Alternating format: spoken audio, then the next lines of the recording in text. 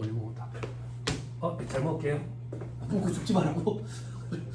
안 죽을게. 잘 먹을게. 작년에 나 진드기에 물려 죽을 뻔했어. 그리고 재작년에는 과로로 한번 쓰러져가 죽을 뻔하고 그랬어. 그러니까 생각이 많이 달라져. 진짜 건강이 최고라. 간호사 선생님 화이팅 하자고 우리. 안 그래? 우리 동변상련인가?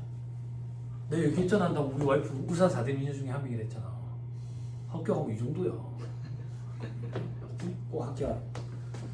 뒤에 그 웃음은 비웃음이야. 바보 나중에 4대 미녀 중에 한 명이 거짓말 아닌데. 사람들 보고 다 놀랬는데. 자, 그 다음 일반 소비세. 일반 소비세는 뭐냐면 일반적인 소비에 대해서 과세한다. 그래서 일반 소비세야. 그러니까 다 과세한다 그 얘기야. 물론 예외 규정도 있지만. 됐어요? 됐죠? 소비하는 행위에 대해서 과세하는 거야. 그럼 반대말은 뭔데? 일반적인 소비에 반대되는 말은 뭐겠어? 특별한 소비겠지 뭐야. 그지? 특별한 소비에 대해서 과세하는 세금. 그게 이제 특별 소비세야. 옛날에 특소세라고 부르던가. 이건 어떤 건데요? 부자한테 세금을 더 걷고 싶은 거야. 그러면서 방법을 강구해낸 게 부자만 가질 수 있는 물건에 세금을 더 때리는 거야. 에어컨, 테레비, 그리고 자동차 이런 거. 근데 요즘에는 에어컨, 테레비, 자동차 부자가 아니라 가난한 사람도 다 갖고 있잖아. 더 이상 특별한 소비가 아니지. 그럼 이제 특별 소비세를 걷으면 안 되겠네. 그럼 세수가 빵꾸 날 수가 있잖아. 그래서 이걸 개짜로 바꾼 거야. 그래서 개별 소비세라는 명목으로 지금도 걷고 있어. 이게 개소세야. 됐어요? 됐죠? 오케이. 넘어갑니다. 다단계 과세 방식. 이거 단기별로. 단계별로. 다단계 과세 방식. 자, 그 다음 소비주국 과세 방식.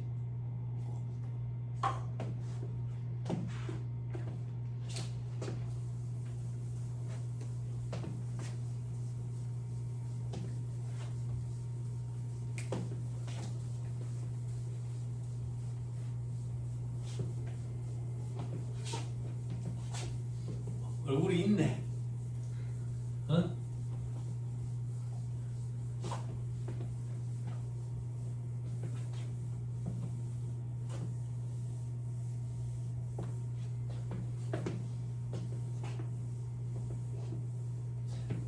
이제 나이를 좀 먹었나? 이 카운트에 알바생은 내 엄청 친한 반장님 딸내미인데 경력 많으신 공무원 딸내미. 내 아는 친한 반장님. 세상 좁다. 자, 밑에 소비주국 과세 방식 이렇게 돼 있죠. 그죠? 소비주국 과세 방식은 뭐냐면 소비하는 나라에서 과세하겠다는 게 소비주국 과세 방식이야. 그럼 이걸 알려면 반대되는 개념에 대해서 이해를 좀 해야 돼. 반대되는 개념은 소비하는 나라가 아니라 생산하는 나라에서 과세하는 거. 그걸 우리는 생산지국 과세 방식 이렇게 해요. 자, 이걸 예를 좀 들어줄게. 예를. 자, 미국이 있고 한국이 있다. 자, 우리나라에서 자동차를 생산해서 판매한다. 제네시스 그냥 할게. 비싼 게 제네시스니까. 제네시스 1억짜리를 생산을 한다. 그래서 판매를 한다. 그럼 판매할 때 부가세 10% 붙잖아. 그지? 그럼 얼마야? 1,000만 원이지. 그러면 1억 1,000만 원에 판매를 하겠네. 됐죠? 이게 장사가 잘 돼가지고 해외 수출하는 거야. 해외 수출을 해. 이렇게 생산하는 나라에서 과세하는 게 생산지국 과세 방식이라고. 근데 이게 웬걸? 미국에 이미 제네시스 생산 라인을 하나 갖춰놓은 거야. 그래서 미국에서도 제네시스를 생산하는데 원가가 얼마 든데 똑같이 1억이 든대. 똑같이 1억. 근데 미국의 부가세 세율이 5%라고 가져가게. 그러면 미국에서는 부가세가 500만 원이 든다고. 그치? 그럼 미국에서 생산한 건 1억 500만 원에 판매가 될 거 아니야. 그럼 우리나라에서 생산해가지고 수출한 거랑 가격 형평성 왜곡이 생기는 거야. 그래서 이걸 막고자 하는 취지라고. 그럼 어떻게 하면 막을 수 있는데 생산하는 나라에서 과세를 안 하는 거야. 생산하는 나라에서 과세를 안 하면 요게 안 붙겠지. 그리고 소비하는 나라에서 과세를 하는 거야. 그럼 1억 500이지. 그지? 그래서 가격 형평성, 가격의 왜곡을 막고자 하는 취지로 소비하는 나라에서 과세한다. 소비주국 과세 원칙 이렇게 해. 소비지구 과세 원칙. 됐어요? 됐나요? 됐어? 안 어렵지? 그치? 입 다물면 팔이 들어간다니까. 팔이 들어간다. 입 들어. 자, 됐죠? 자, 됐어요. 자, 그럼 수출 제와 돼 있죠? 그죠? 영세율. 수출국에서는 과세하지 않는 것이 원칙이나 수출업체에게 매입세 공제 혜택을 주기 위해 형식적으로 영세율을 적용한다. 이건 도대체 무슨 말이냐? 자, 이건 도대체 무슨 말이냐?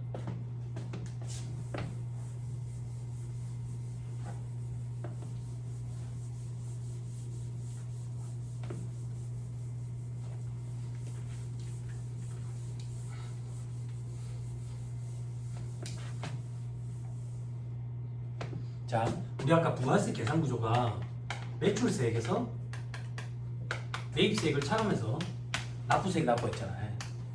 그지? 그지? 이러고 우리는 일반과세 자 이런 식으로 표현하거든. 요거 말고 영세율 사업자라는 사람이 있어. 요거 말고 면세 사업자라는 사람이 있대. 이러고 어떤 거냐면 면세 사업자는 부가세 과세 문제가 안 생겨. 부가세 과세 문제가 안 생긴다는 얘기가 도대체 뭔데요? 매출세, 매입세, 납부세 이런 게 존재하지 않아. 이렇게 면세 사업자야. 면세 사업자. 영세율 사업자는 누군데요? 매출세 계산할 때 매출액에 10% 곱했잖아. 그지? 근데 영세율 사업자는 10% 말고 0%를 곱한대. 0%도 0이거든. 뭐에 0을 곱하면 0이 돼. 그지? 매입세액은요? 매입세액은 얼마 있지? 그러면 마이너스니까 환급이 이루어지겠네. 여기까지 됐어요? 다시 우리 지금 뭐 공부하다가 일로 왔는데 소비지국 과세원칙. 소비지국 과세원칙은 어떤 거였는데 생산하는 나라에서는 과세하지 않는데. 왜? 가격 형평성의 왜곡을 막기 위해서. 그래서 생산하는 나라에서는 과세하지 않고 소비하는 나라에서 과세하는 게 소비지국 과세원칙이야. 그럼 생산하는 나라에서 과세를 안 한다는 얘기는 이론상 면세를 얘기하는 거야. 이론상 면세. 근데 우리나라는 산맥이 바다로 둘러싸여 있고 대외 의존도가 굉장히 높다. 수출 의존도가. 그래서 수출하는 기업들을 우회적으로 지원하기 위해서 면세가 아닌 영세율을 적용해줘. 이게 더 유리하잖아. 기업체 입장에서 돌려받으니까. 됐죠? 다시 소비지국 과세원칙에 의하면 수출하는 재화에 대해서는 생산하는 나라에서는 면세를 하는 게 이론상 타당해. 그럼에도 불구하고 수출하는 기업을 지원하기 위해서 영세율을 적용하고 있다. 그게 동그라미 1번 빨리 눈으로 보고. 됐죠? 자, 그 다음 동그라미 2번은 뭔데? 반대로 이제 수입하는 거. 내려봐. 여기 입장에서 생산하는 나라에서 과세 안 됐대요. 그럼 소비하는 우리나라에서 과세를 해야 되겠지. 그지? 그지? 그 수입자는 과세한다고. 누가 과세할 건데? 세관장이 과세해.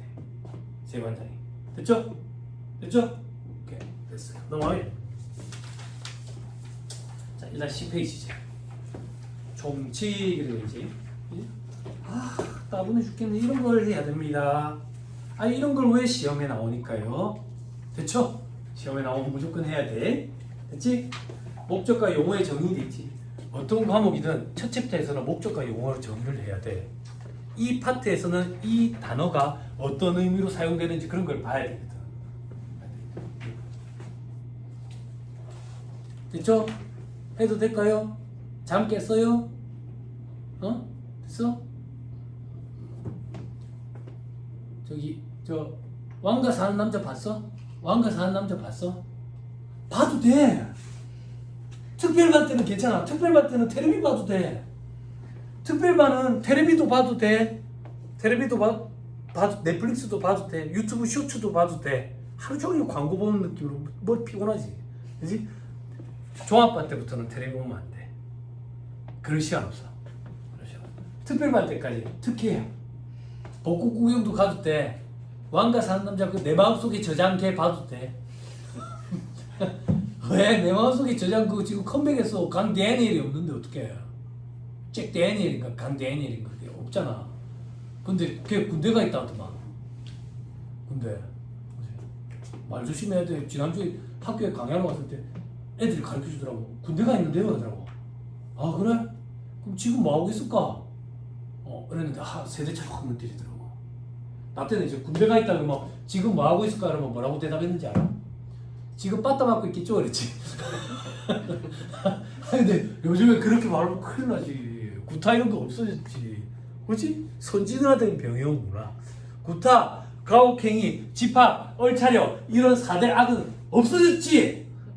그럼 니는 상시 공존했지. 그지? 안 맞고 있을 거야.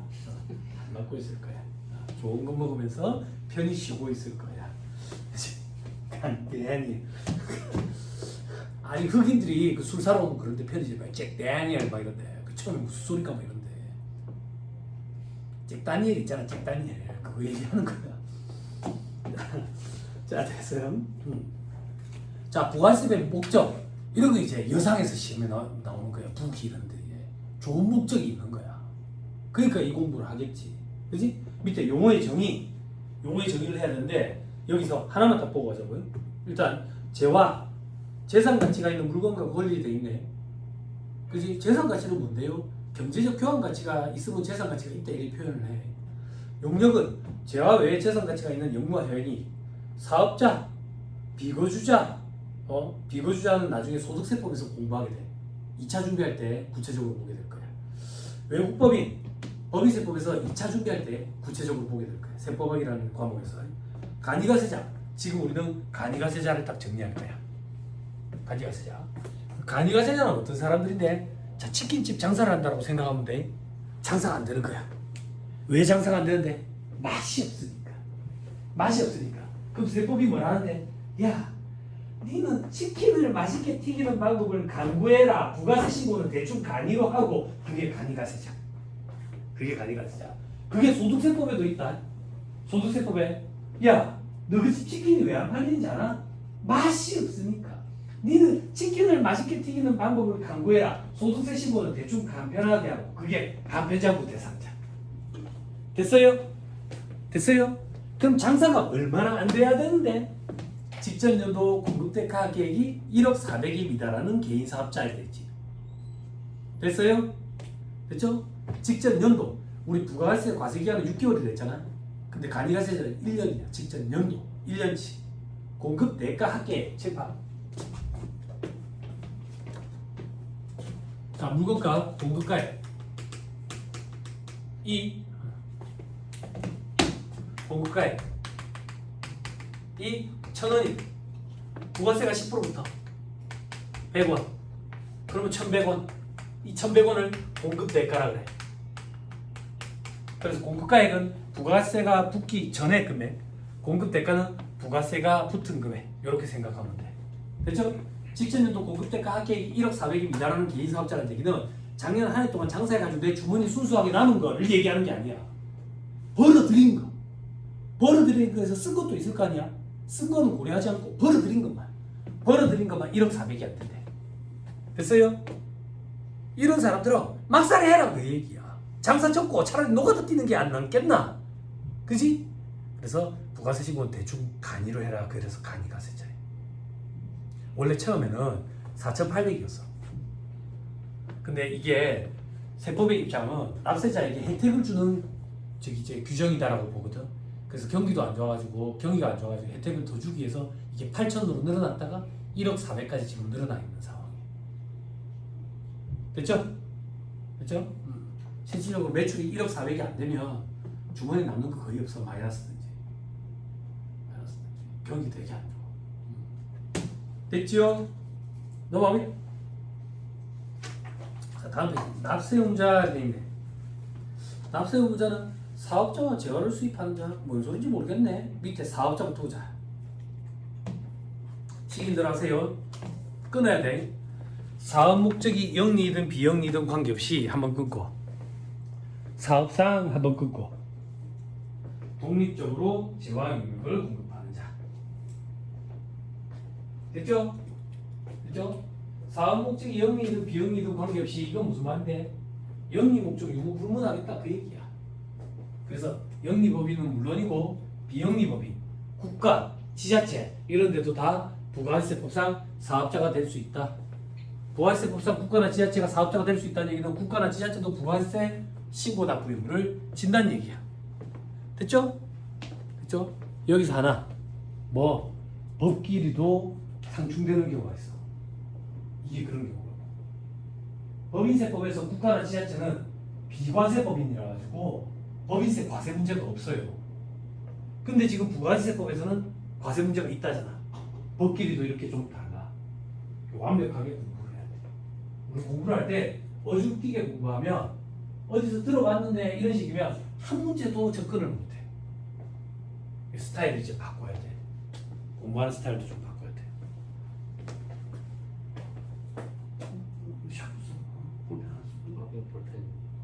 볼펜 삐리요.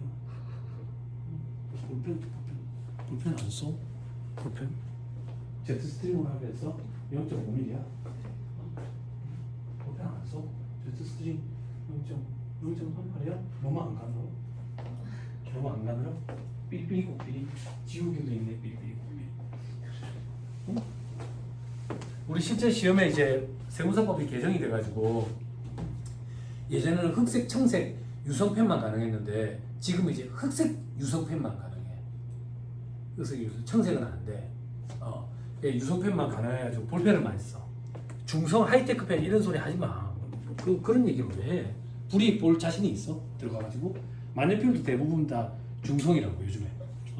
유성펜만 가능한데 여러분들이 계산기를 두드릴 때 볼펜을 손에 끼고 계산기를 두드리거든.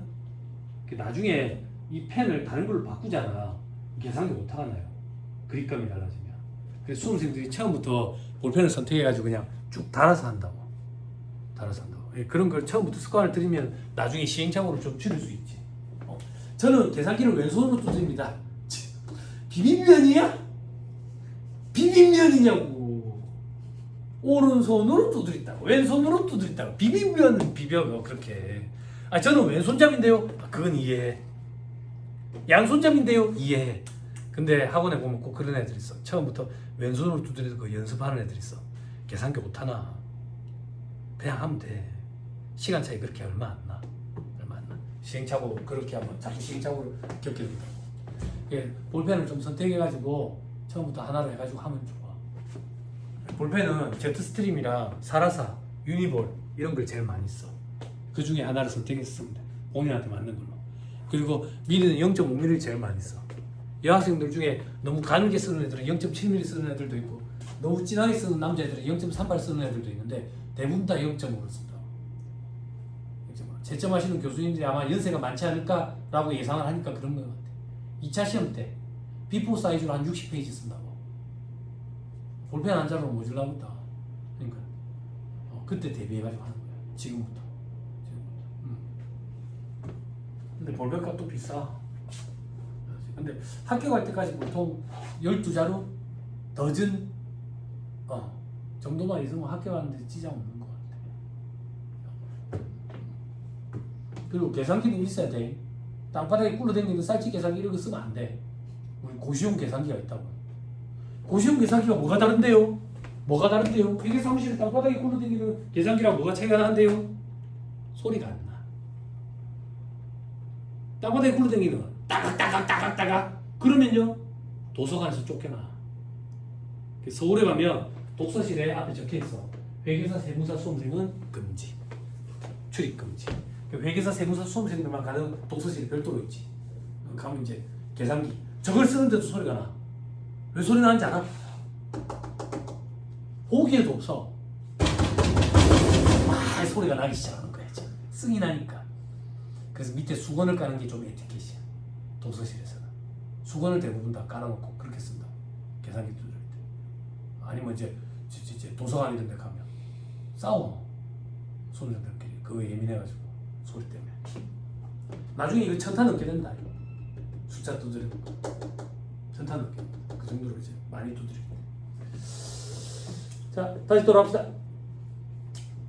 볼펜도 미리 선정을 좀 하면 좋을 것 같아요. 자, 그리고 이제 영리 목적, 유무 불문 얘기했고, 사업상. 사업상이라는 얘기는 사업 목적이 있어야 된다 그 얘기야. 사업 목적. 그러면 사업 목적이 있는지 여부는 어떻게 판단을 할 건데, 그 사람 머릿속을 쪼개가지고 들어가 볼 거야? 아니, 계속 반복성을 띠고 있으면 사업성이 있는 걸로 볼 때. 됐죠? 그래서 예를 들어서 농민이 농지 확장 등에서 생긴 토사석을 일시적으로 판매한대. 농민은 농사 지어서 먹고 사는 거지 돌이랑 흙을 팔아가지고 먹고 사는 사람은 아니잖아. 그지? 이런 건 일시적으로 발생했으니까 사업성이 있다고 볼 수 없다. 그래서 부가세 과세 문제가 없다 그 얘기야. 됐죠? 됐죠? 자, 그 밑에 동그라미 2번 사업성 여부는 실질에 따라서 판단한다 이랬지.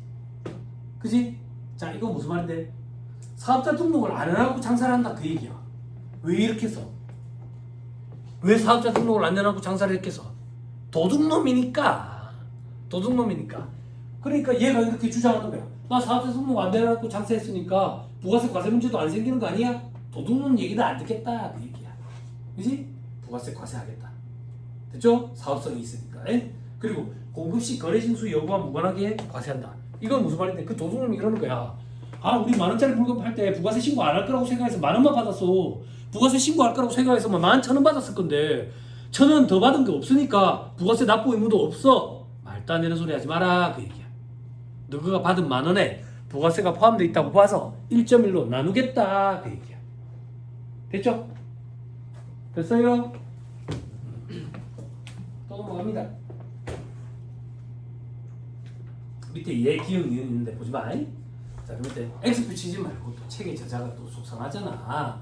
나중에 잠깐 볼 일이 있을 거야. 시험 임박했을 때. 시험 임박했을 때. X표 치지 말고. X표 칠 것 같으면 이 책의 저자가 만다 싫겠냐고. 자, 그 밑에 독립적으로 재원화 용역을 공급한다. 독립적으로. 인적 또는 물적 독립성이 필요하다. 그렇죠? 근로자의 근로 제공은 부가세 과세를 안 한다. 자, 이건 무슨 말인데? 직장 생활할 때 우리가 회사에 근로 용역을 제공하잖아. 그지? 근로 용역을 제공하니까 용역의 공급이니까 부가세 과세 문제가 생겨야 되는데 안 생긴다 그 얘기야. 왜? 종속적인 위치에 있으니까. 고용이 되어 해가지고 인적 독립성을 띠지 못한다고. 됐나요? 그래서 부가세 과세 문제가 안 생긴다 그 얘기야. 됐죠? 오케이, 됐습니다. 또 넘어갑니다. 밑에 농어가 부업소득. 농가, 어가 부업 규모의 소득은 부가세를 과세 안 하겠대. 그렇죠? 어떻게? 밑에 독립성 유무에 따라서 달라지는데 별표시에 농어가 부업소득에 보니까 소득세가 과세되는 농어가 부업이 있고 소득세가 비과세되는 농어가 부업이 있대. 소득세가 과세되는 농어가 부업은 부가세를 과세하겠대. 왜? 규모가 제곱되잖아. 소득세가 과세될 정도면. 됐죠? 부업이 규모가 제법 큰 거야. 그 밑에 소득세가 비과세된다. 그러면 규모가 좀 작은 거야. 부업 규모가. 그 중에 축산, 고공품 제조 소득은 부가세를 과세하라. 독립성을 안 띠니까. 다만 민박이라든지 음식물 판매, 특산물 제조, 전통차 제조 이런 것들은 부가세를 과세하는데. 그렇죠? 고공품이 뭡니까? 높은 데 있는 걸 얘기하는 게 아니라 그 낮은 실기 뭐 이런 거 있잖아. 죽제품, 나양 죽제품 이런 거 있잖아. 그런 것들이 고공품이야. 지금 내가 좋아하는 거. 나탄 이런 거. 나탄 알지? 딱 그런 거 없다. 아무튼 막 이렇게 손으로 짜가지고 막 하는 그런 거. 에? 됐죠? 오케이, 됐어. 넘어갑니다. 자, 다시 돌아가자. 넘어가기 전에 하나 건너뛰었다. 방금 우리 사업자의 정의가 어떻게 된다고요? 읽어주세요, 소리 내서.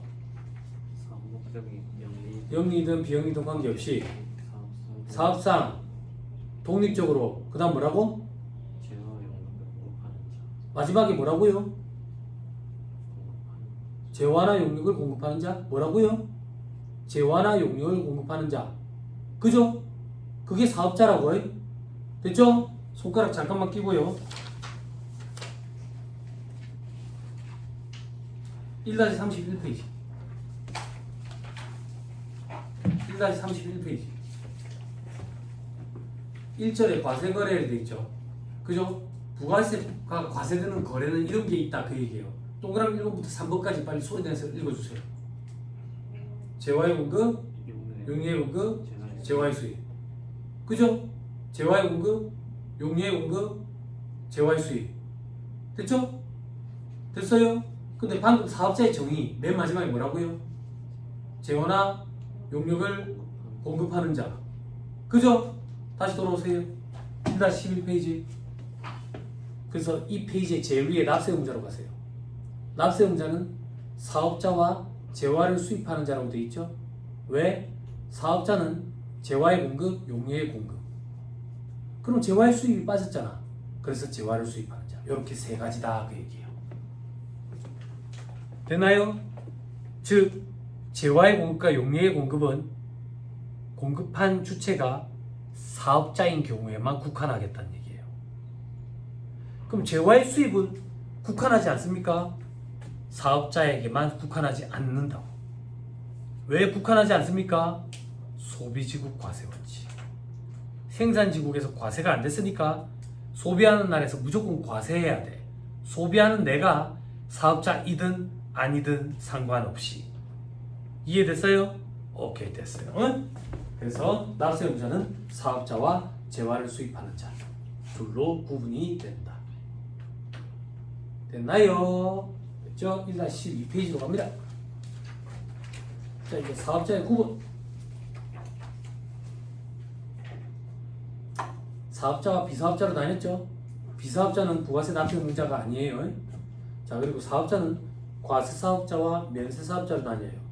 저 뒤에 가면 겸용사업자라고 공부하는데 별표시 1번 과세사업자에 겸용사업자도 과세사업자에 포함이 돼요. 됐죠? 됐죠? 그리고 이 과세사업자는 일반 과세자와 간이과세자로 나뉘어요. 일반 과세자는 누군데? 간이과세자가 아니면 다 일반 과세자예요. 간이과세자는 누군데? 아까 했어요. 직수비용도 고급대 각기 1억 400이 미달하는 개인사업자. 그죠? 그래서 일반 과세자와 간이과세자 다 부가세 납세 의무가 있고 면세사업자는 아까 부가세 보상 납세 의무자에 해당하지 않는다 했어요. 됐죠? 밑에 별표시 2번 10% 세율 적용 사업자는 물론이고 영세율 사업자도 과세사업자, 일반 과세자라고. 됐나요? 됐죠? 오케이, 됐습니다.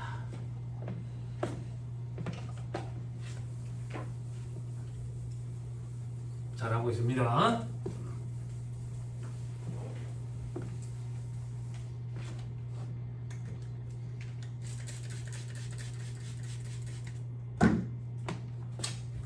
요즘 재밌는 거 없나? 왕가 사는 남자가 1위가 될 가능성은 없어? 없어요? 차이가 많이 나? 1위랑은? 관심이 없어? 극장 안 가?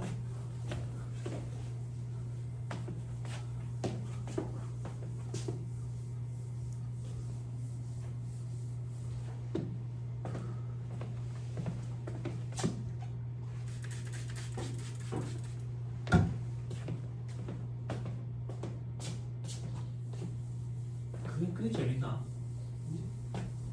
두 번, 세 번 보러 간다 하던데. 타이타닉급인가? 그 정도는 안 되나?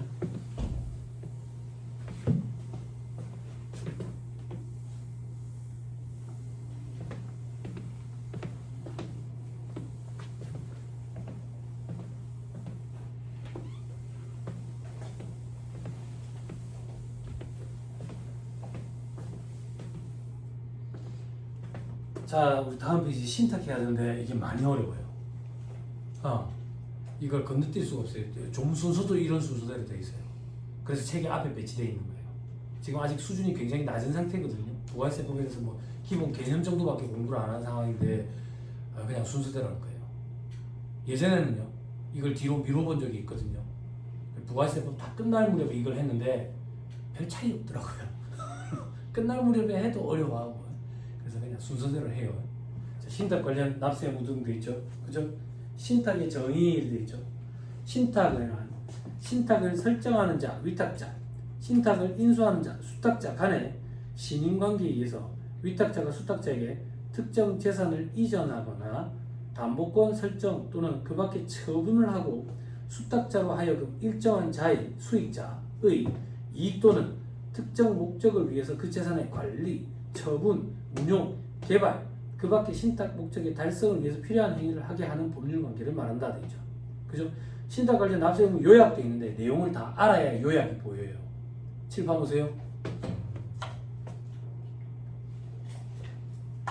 회계 시간에 여러분 위탁거래, 위탁매매 공부했죠?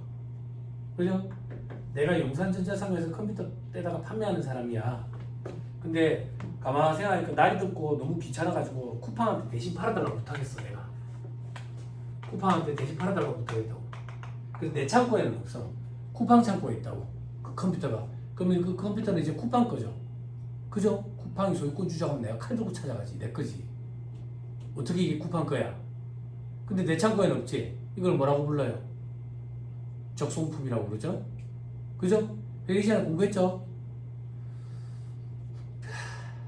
정태환 회사한테 일러준다. 응? 괜찮아. 해마다 수험생들은 똑같아. 뭐가 똑같은데요? 수험생들은 해마다 무슨 얘기를 하든 처음 듣는 듯한 표정을 짓는다고. 그건 해마다 똑같아. 어때? 그죠? 쿠팡이 판매한 시점에 내가 제품 판매라는 수익을 인식하죠. 그죠? 그때 나를 위탁자, 쿠팡을 수탁자, 이런 거래를 위탁거래, 위탁매매 이렇게 얘기하죠. 그죠? 그죠? 자, 이제 용어를 좀 바꿀게요. 내가 부동산이 좀 많아요.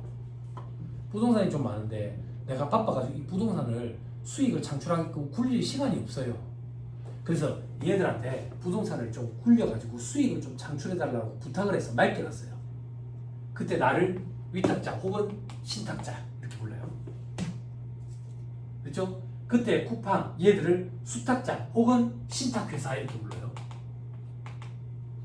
이런 거래를 신탁거래 이렇게 얘기해요. 그럼 얘들이 이걸 굴려요. 굴려가지고 수익이 발생하면 내가 지정한 수익자한테 주는 거예요. 그 지정한 수익자가 내 자식이 될 수도 있고 내가 될 수도 있어요. 요게 신탁거래. 됐어요? 됐나요? 오케이, 됐어요. 넘어갑니다. 신탁 관련 납세 음자 보자. 자, 신탁 관련 납세 음자는 원칙적으로 수탁자다. 됐죠? 신탁재산과 관련된 재화 또는 용역을 공급하는 때에는 수탁자가 신탁재산별로 각각 별도의 납세 음자로서 부가세를 납부할 의무가 있다.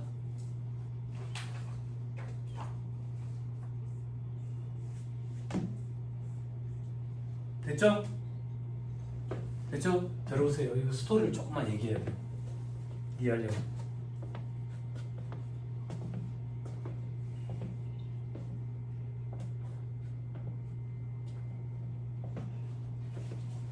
됐어요? 해도 될까요?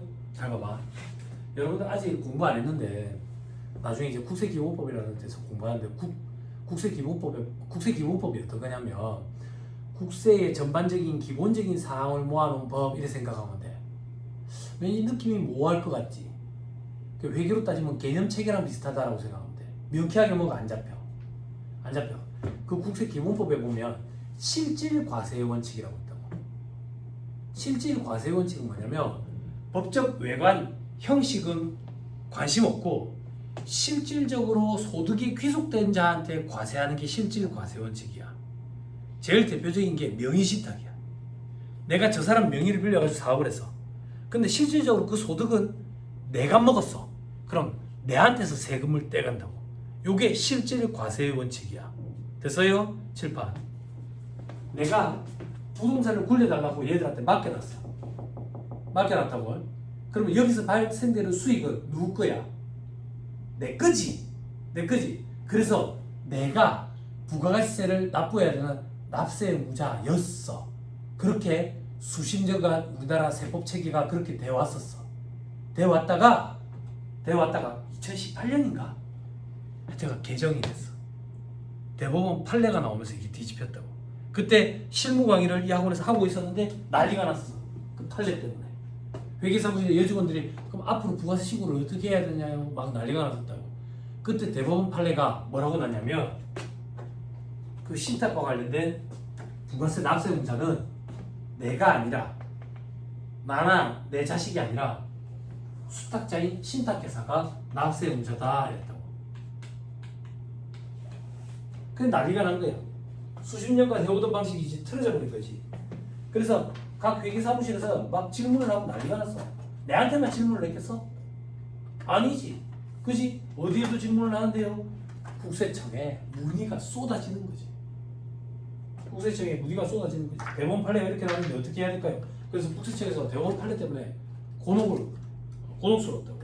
그래서 국세청에 얘기를 내놔서 일단 이렇게 하세요. 일단 이렇게 하세요. 이렇게 하는 게 뭔데? 우리가 여태까지 해왔던 대로 하세요.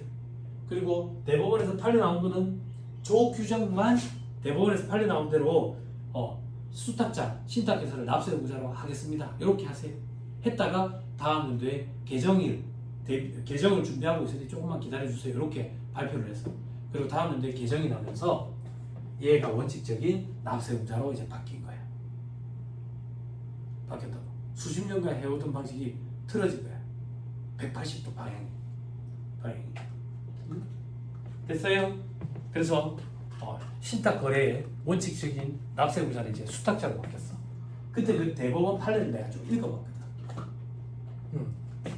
대법관들이 보통 사람들이 아니야. 판사들이 보통 사람. 내 친구가 유명한 판사를 했잖아.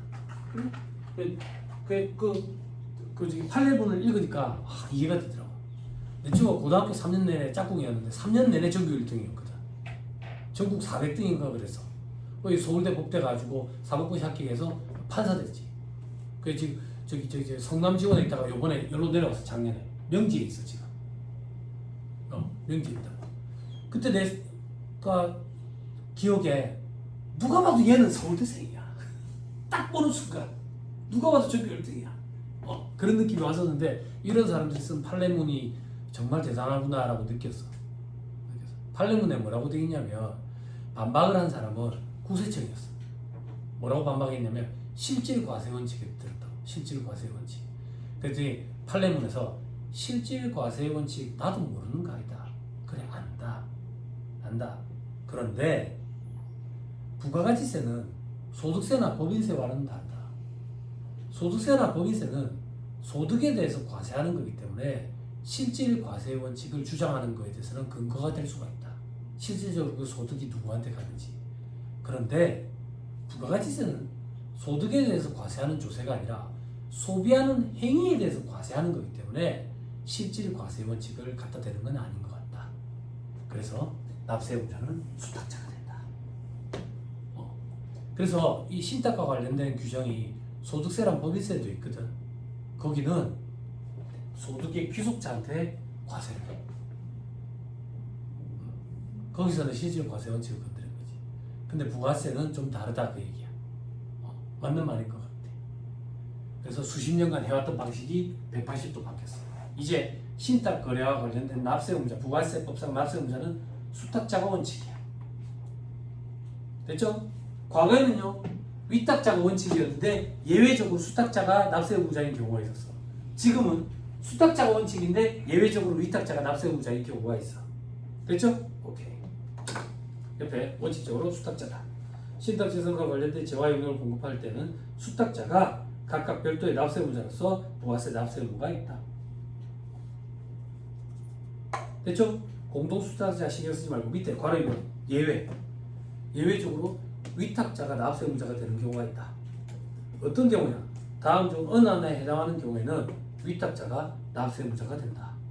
동그라미 1번 신탁재산과 관련된 재화 용역을 위탁자 명의로 공급한대. 그게 무슨 말이야? 위탁자 지 거다 그 얘기야. 지 마음대로 한다고. 그지? 그러면 위탁자가 납세의무자가 돼야 된다 그 얘기야. 지 마음대로 하면.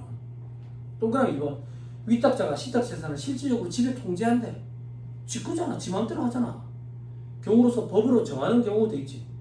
됐죠? 법으로 정하는 경우가 누군데? 다음에 별표시 3번. 됐어요? 읽어볼 필요가 없어요. 됐나요? 이거 너무 어려워요. 그리고 우리가 신탁과 관련된 규정도 알아야 되고요. 수험 목적으로는 맞지 않아요. 그럼 시험 문제 나오면 어떻게 해야 되는데요? 시험 문제 나올 때 수험생들은 이렇게 대비한다고. 위탁자가 신탁재산을 실질적으로 지배 통제하는 경우라는 표현을 가지고 발라낸다 그 얘기야. 그럼 위탁자 지 마음대로 하는 거니까 위탁자가 납세의무자가 된다. 됐죠? 됐죠? 그 정도 보시면 될 것 같아요. 자 밑에 별표시 2번 수탁자를 납세 의무자로 하는 경우에 적용되는 규정. 사업자 등록 신청. 수탁자가 납세 의무자가 되는 경우에는 수탁자는 해당 신탁재산을 사업장으로와 사업자 등록 신청을 해야 한다. 됐죠? 그렇죠? 그 다음 예외. 수탁자가 사업자 등록을 신청하는 경우로서 다음 요건을 모두 갖춘 경우에는 둘 이상의 신탁재산을 하나의 사업장으로 봐가지고 업무 총괄 장소를 사업장으로 봐서 사업자 등록 신청을 할 수가 있다. 어떤 경우 동그라미 기억에 수탁자가 하나 또는 둘 이상 위탁자와 둘 이상의 신탁 계약을 체결했대.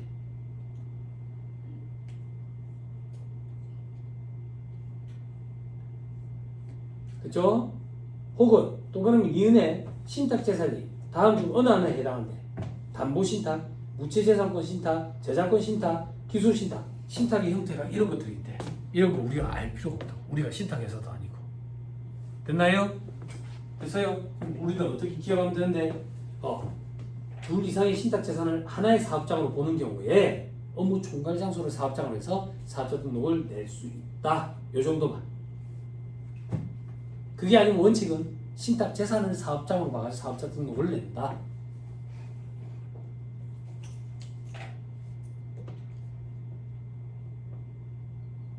됐나요? 어렵죠? 자, 그 정도 딱 보면 돼요. 자, 다음 페이지. 3번에 신탁 관련 제2차 납세 의무도 있는데 여기서부터는 잠깐 쉬었다가 얘기를 합시다.